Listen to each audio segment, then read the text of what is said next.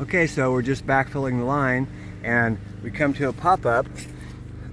I suggest that you put a set screw in here. You see the screw I put in right here?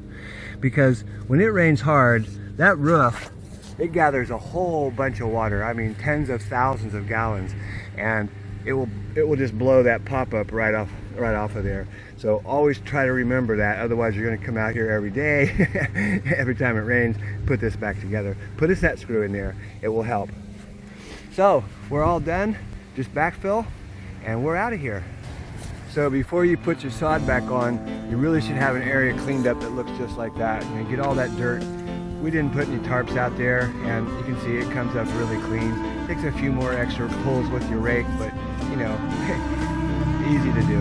And now we can set the sod back on there. It's going to settle perfectly, and we'll be all set.